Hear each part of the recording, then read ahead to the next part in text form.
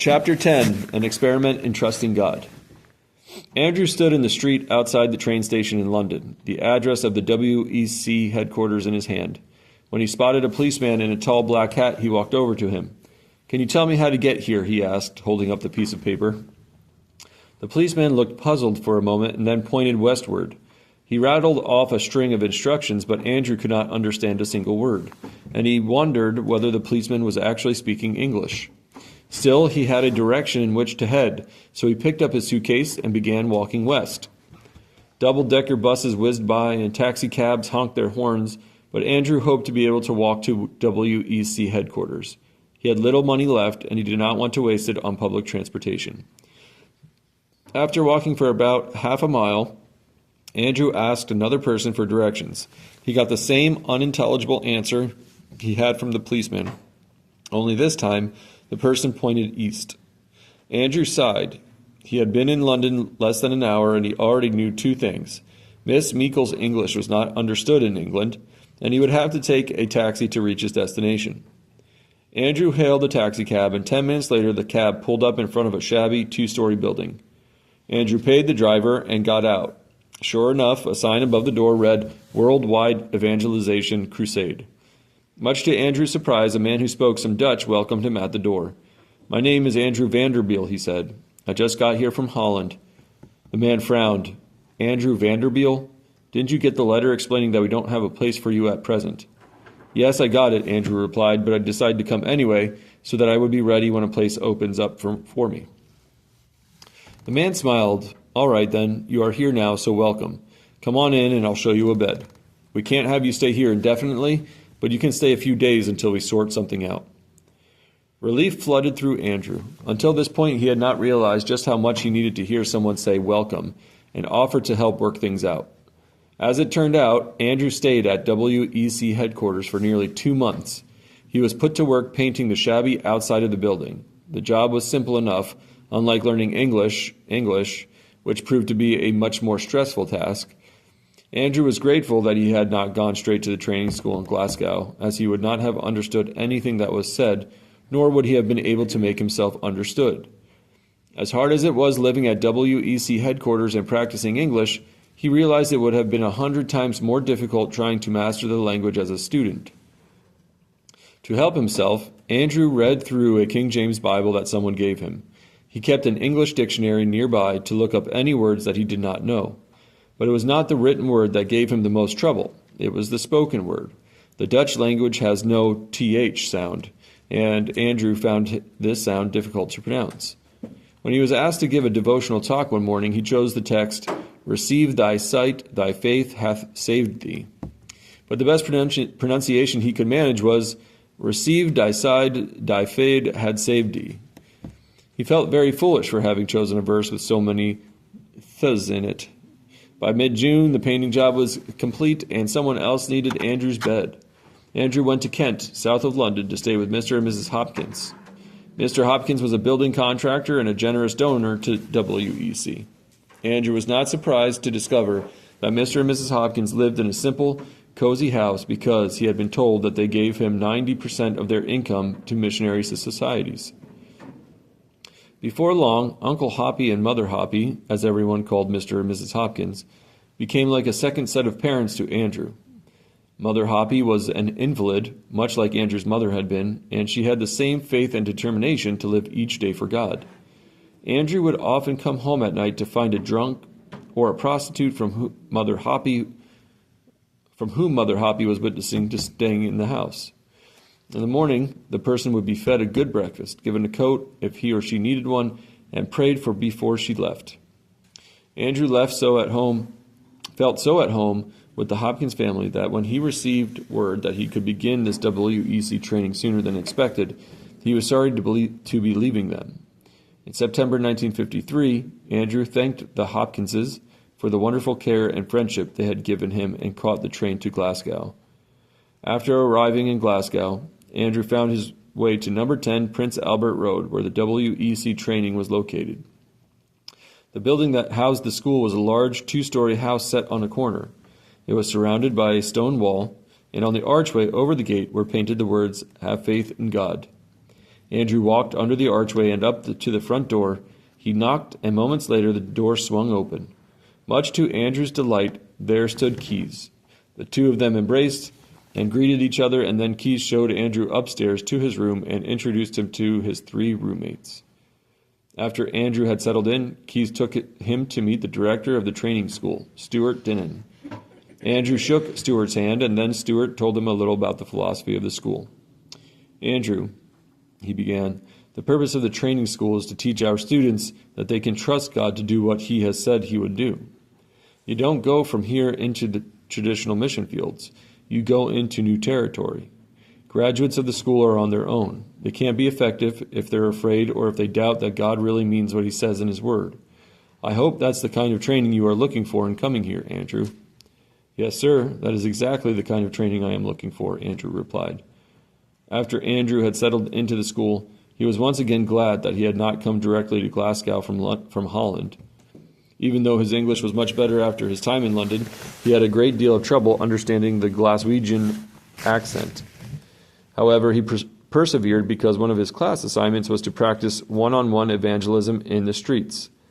Andrew went to share the gospel in one of the worst areas in Glasgow, a slum called Patrick, which had such a reputation for violence that even policemen would not walk in its streets alone.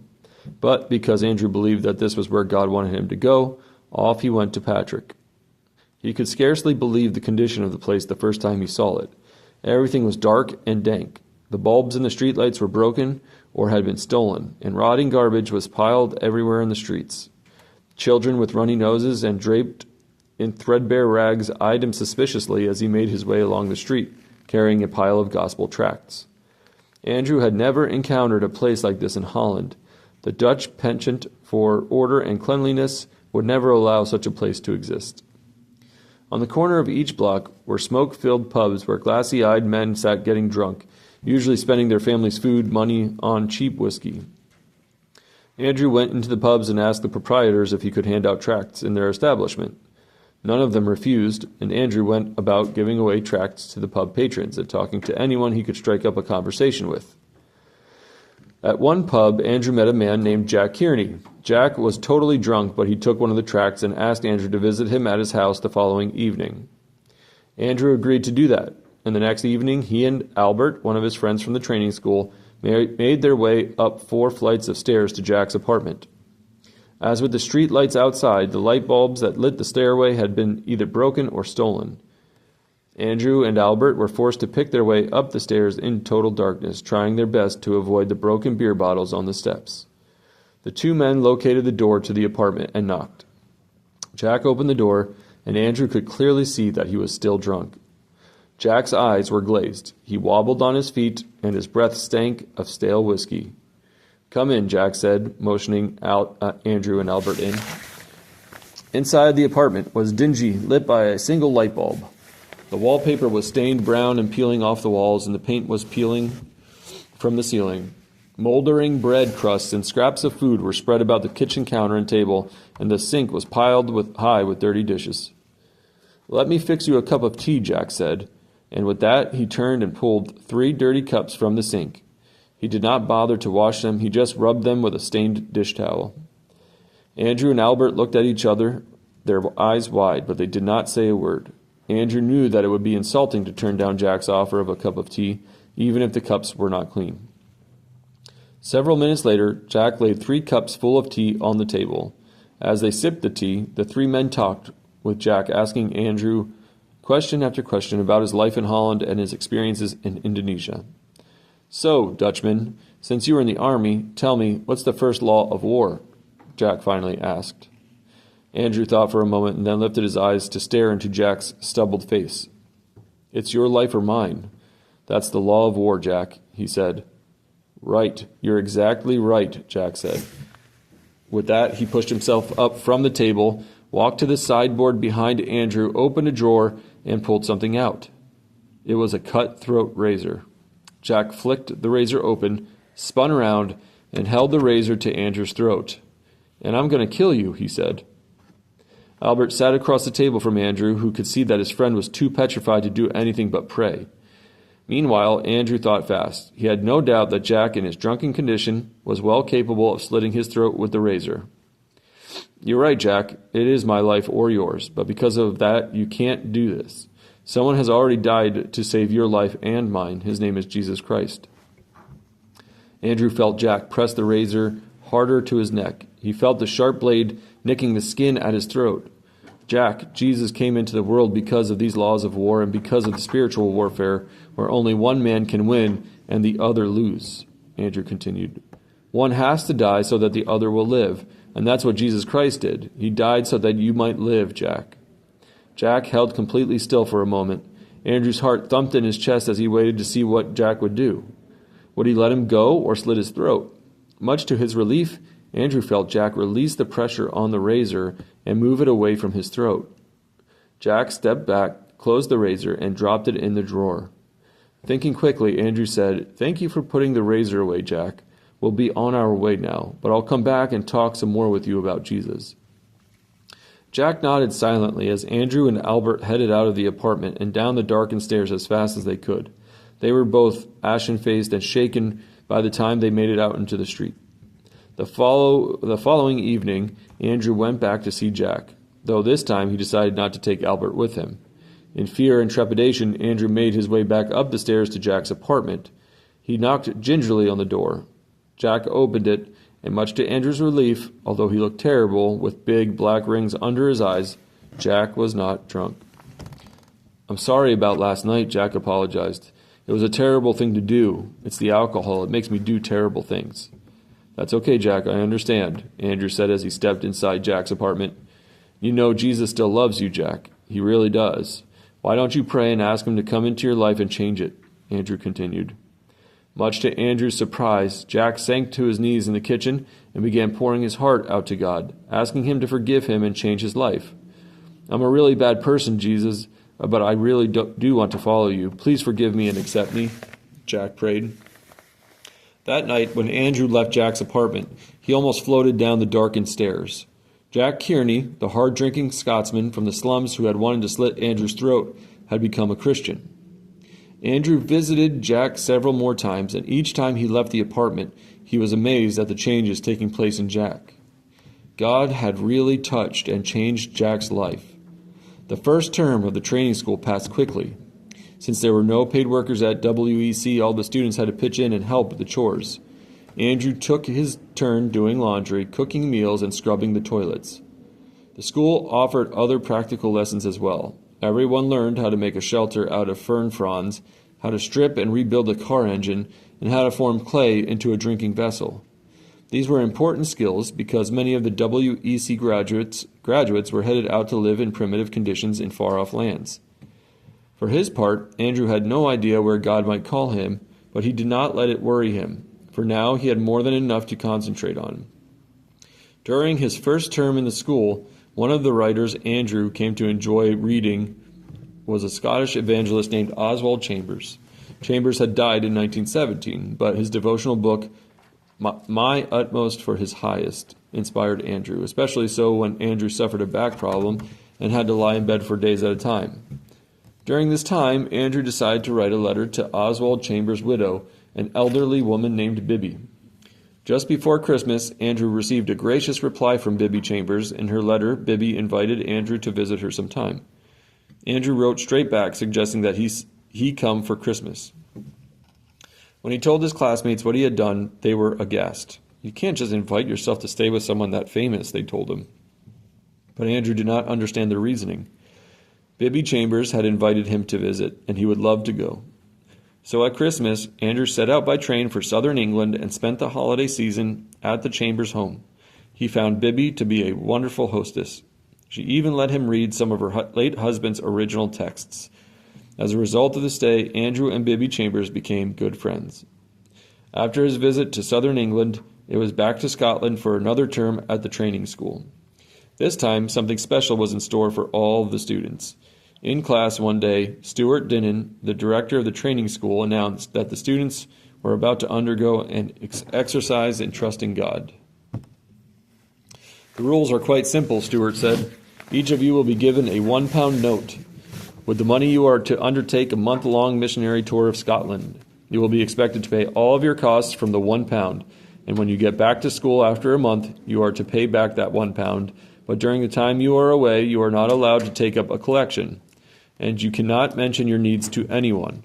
This is an experiment in trusting God to supply your needs, and you must not manipulate the experiment in any way. If you do, the experiment will be a failure. Andrew was ready for the challenge, and soon afterward he and 4 other young men from the school set out to tour Scotland, preaching and witnessing as they went. They spoke in churches and halls along the way, always being careful not to mention their needs. As they traveled, though Andrew did not know how it happened, the 5 young men always had enough money to cover their costs. Sometimes one of the members of the team would receive a letter from home with money inside. At other times, the men would receive letters containing money from people who had heard them preach along the way. Often these letters had notes in them that said, "I know you don't need money, because you would have said so. However, I just feel that God wants me to send you this amount." When they received money in this way, the team was careful to tithe on what they had received. At still other times, people would arrive out of the blue and give the men produce and other farm products.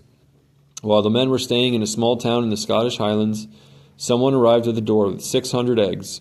Andrew and his teammates ate eggs for breakfast, lunch, and dinner for several days, and they gave hundreds of them away as well. Finally, after crisscrossing Scotland for a month, Andrew's team headed back to Glasgow. Upon their arrival at the WEC training school, they each paid back their £1 note. Not only that, but they also had an extra £10 which they handed over to the support of WEC missionaries. Andrew was delighted to be back in Glasgow, but as he thought back over the experience of the previous month, he realized that he had learned much about trusting God to supply his needs. During the time they were gone, he and his teammates had eaten every day and had had a place to sleep each night and clothes to wear. And all that while they gave away 10% of everything they received. When you are about the king's business, he truly does provide, Andrew told himself. Before Andrew knew it, his first year at the training school was over. At the end of that year, a big graduation service was held for all the second-year students, many of whom left for the mission field right away. After his graduation, Keyes booked a ticket to Korea and promised to keep in touch with Andrew. Andrew's second year at the training school sped by even faster than the first, and before he knew it, it was springtime. Even though his time at school was almost over, Andrew still had no idea what he should do next. He had faith, however, that God would send him a clear direction at the right time. The last place he expected to find this direction was in the basement of the school. He had gone to the basement to retrieve a suitcase, but as he reached for it, he noticed a glossy magazine lying on top. Andrew had never seen the magazine before, and he had no idea how or why it had been left there, but when he picked up the magazine and flipped through its pages, what he saw and read on those pages was to forever change the course of his life.